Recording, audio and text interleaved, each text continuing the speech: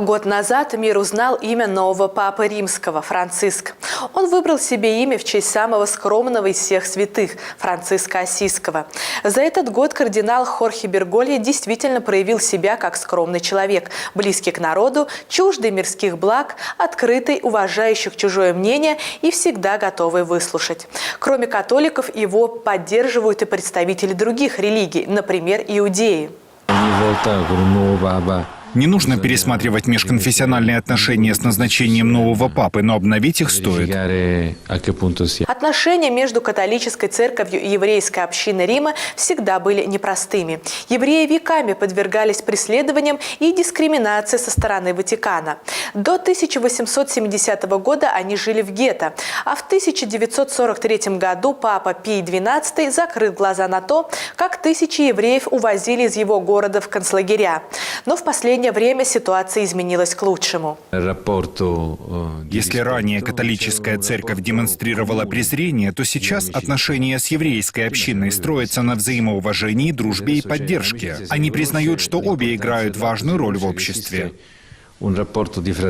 Доброжелательные отношения были скреплены в 1986 году историческим поступком Папы Римского.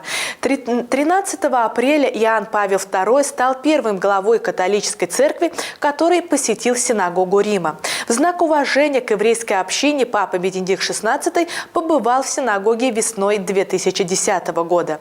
Возможно, в ближайшее время это сделает и Папа Франциск. По словам раввина Де Синьи, они обсуждали возможность посещения синагоги Святым Отцом во время своей первой официальной встречи в октябре прошлого года.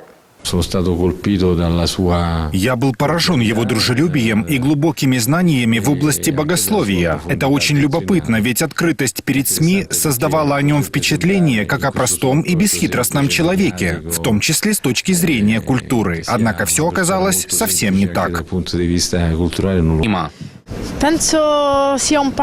Он кажется открытым для диалога с последователями другой религии.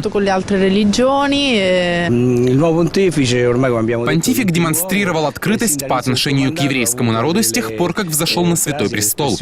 Однако он поддерживал тесные отношения с еврейской общиной и когда был кардиналом в Аргентине. Визит Папы Римского Иоанна Павла II в синагогу в 1986 году ознаменовал начало перемен в отношениях между католической церковью и еврейской общиной, которые еще больше укрепились после его посещения Бенедиктом XVI в 2010 году.